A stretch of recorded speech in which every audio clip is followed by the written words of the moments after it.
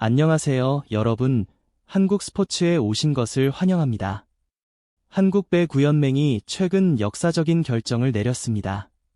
여자 배구 선수들의 개인 보상 한도를 무려 3억 원 가까이 낮춘 것인데요. 이건 단순한 조정이 아닙니다. 별표, 이제 더 이상 리그 전체가 이 고연봉 구조를 버틸 수 없다.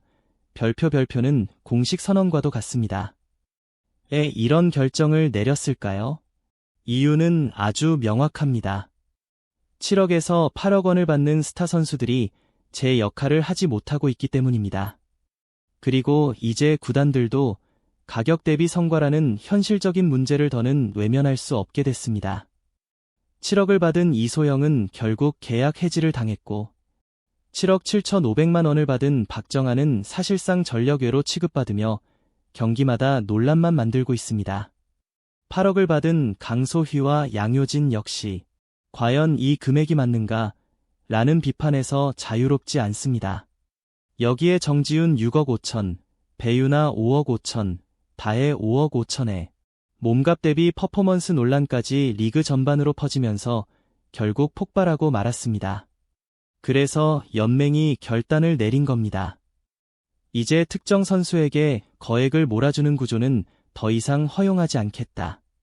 즉, 지금 이 순간부터 여자 배구 판도가 완전히 뒤집히는 변화의 시작인 셈이죠. 지금부터 3억 원 삭감이라는 결단의 배경, 그 현실, 그리고 앞으로 누가 살아남고 누가 사라질지까지 차근차근 설명해드리겠습니다. 여자 배구 고연봉 논란의 시작은 바로 이소영의 7억 원 계약 해지 사건이었습니다. 7억이라는 금액은 구단이 미래를 책임질 에이스에게만 쓰는 금액입니다. 하지만 결과는 어땠을까요? 이소영은 기대에 미치지 못했고 부상과 기복 있는 경기력 속에 결국 계약 기간을 채우지도 못한 채 조용히 팀을 떠났습니다. 이 사건은 단지 한 선수의 퇴단이 아니었습니다. 구단들이 처음으로 깨닫게 된 순간이었죠. 비싼 에이스 한 명이 팀을 구한다는 공식은 더 이상 통하지 않는다. 지금 여자 배구는 유망주 성장 속도의 가속화, 전술의 다양화, 그리고 외국인 선수 의존도의 상승 등 변화의 속도가 너무 빠릅니다. 그런 상황에서 수억 원을 한 선수에게 묶어두는 과거 방식은 너무 위험해진 겁니다. 특히 이소영 계약 해지는 구단 내부에 큰 충격을 남겼습니다. 상징적 존재였음에도 감성보다 가성비를 선택한 것이죠.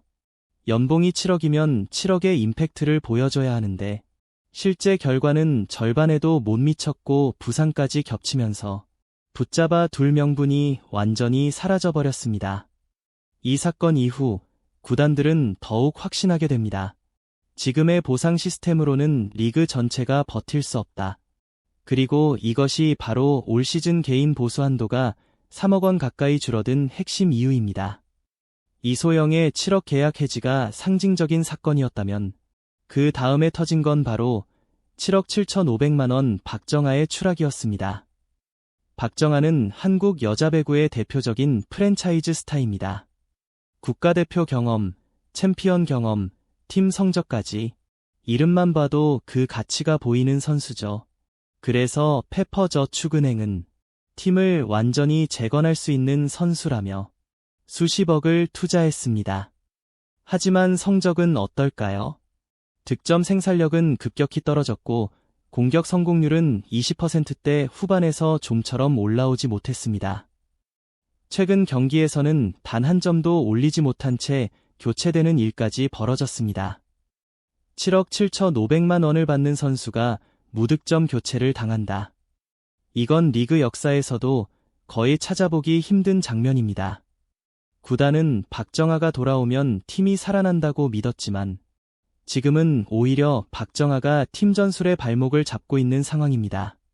배구에서 공격제의 아웃 오브 어택는 사실상 핵심 자원에서 제외됐다는 공식 선언이나 마찬가지거든요. 문제는 박정아만이 아닙니다. 8억 원을 받는 양효진은 여전히 좋은 활약을 보여주고 있지만 연봉 대비 효율성 논란에서는 자유롭지 못합니다. 블로킹, 득점, 리더십, 모두 리그 최상 위권이지만 이 나이에 8억은 과한 것 아니냐는 말이 계속 따라붙습니다. 8억을 받은 강소희 역시 살아남긴 했지만 여전히 가격 대비 리스크가 있다는 평가를 받죠. 최근 득점력은 올라왔지만 지난 시즌과 이번 시즌 초반처럼 기복이 크게 나타날 때면 언제나 연봉 대비 효율성 논란이 따라붙습니다. 그래서 팬들은 말합니다. 8억이면 최소 김연경급 퍼포먼스는 나와야지. 6억 5천의 정지훈은 부상과 불안정한 경기력 때문에 구단의 고민이 깊습니다.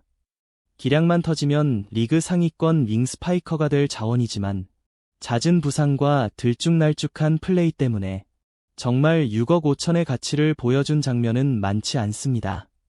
최근에는 장기 이탈까지 겹치며 별표 6억 5천 리스크 별표라는 말까지 나올 정도죠. 5억 5천의 배유나 이다현 역시 이름값은 있지만 실제 영향력은 물음표가 따라붙습니다. 명성만 보면 고연봉이 이해되지만 나이를 고려하면 퍼포먼스 하락 위험이 크고 팀 기여도가 연봉만큼 높다고 말하기엔 의문이 남습니다. 그래서 자연스럽게 나오는 말, 이 금액이 진짜 시장 가치에 맞는가? 결국 이 모든 사례가 향하는 결론은 하나입니다. 여자 배구의 고연봉 시대는 한계에 도달했다. 과거엔 스타 선수 한 명이 팀 성적을 바꿔놓을 수 있는 시대였지만 지금은 팀 전력, 시스템, 세터 역량, 외국인 선수 효과, 상대 분석, 경기 흐름 등 변수가 너무 많습니다. 즉, 이제는 고연봉 선수에게 절대적인 영향력을 기대하기 어려운 구조가 된 겁니다. 7억 이소영의 계약 해지, 7억 7,500만 원 박정아의 부진, 그리고 양효진, 강소희, 정지훈, 배유나 이다현으로 이어지는 연봉 대비 퍼포먼스 논란까지 이 모든 흐름은 결국 한 지점을 가리킵니다. 바로 KOVO가 개인 샐러리 캡을 3억 가까이 낮춘 이유. 한 사람에게 모든 자원을 몰아주는 시대는 끝났다. 이제는 팀 밸런스와 리그의 장기적 생존이 더 중요하다. 이 메시지가 말해주는 건 단순합니다. 여자 배구의 고연봉 시대가 무너지고 있는 이유는 복합적입니다. 선수들의 기량이 부족해서도 아니고 구단이 돈을 아끼려는 것도 아닙니다. 리그 구조는 완전히 달라졌는데 연봉 체계만 과거 기준에 묶여 있었기 때문이죠. 첫 번째 이유는 플레이 스타일의 변화입니다. 과거에는 한두 명의 에이스가 팀을 이끄는 시대였습니다. 김연경 같은 절대적 존재가 팀의 승률을 좌우했죠. 하지만 지금은 세터 시스템, 외국인 선수의 리시브 안정성, 미들 블로커 운용까지 모두 경기 흐름에 영향을 끼치면서 한 명이 경기를 지배하는 시대는 사실상 끝났습니다. 에이스가 20점 넘게 득점해도 팀이 지는 경우가 흔해졌습니다. 그런데 연봉 구조는 여전히 과거의 에이스 시대 기준에 맞춰져 있던 겁니다. 두 번째 이유는 높은 비용 대비 낮은 효율성입니다. 연봉이 8억이면 팀 승률을 바꾸는 절대 영향력을 보여야 합니다. 하지만 현실은 다르죠.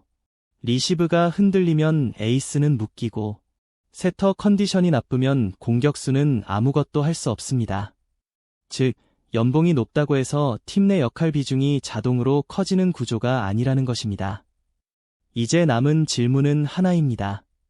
연봉 상한이 낮아지는 시대에서 누가 살아남을 것인가? 이제는 단순히 득점을 잘하거나 SNS에서 인기가 많다고 살아남는 시대가 아닙니다.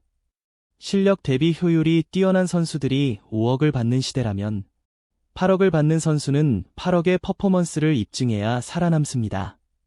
계약 해지로 시장의 경고를 받은 이소영, 부진으로 구조적 문제의 상징이 된 박정아, 강소희, 양효진은 여전히 잘하고 있지만 그들을 바라보는 시선도 이제는 훨씬 냉정해질 겁니다. 정지훈, 이다현, 배유나 역시 과연 이 금액이 맞는가? 라는 질문에서 자유롭지 못합니다. 한국 여자 배구가 보내는 메시지는 명확합니다. 내 연봉의 가치를 증명하라. 증명하지 못하면 그 위치를 지킬 수 없다. 이제 배구는 새로운 시대에 들어섰습니다. 고연봉 시대는 끝났고 진짜 실력의 시대가 시작된 것입니다. 오늘 영상은 여기서 마치겠습니다.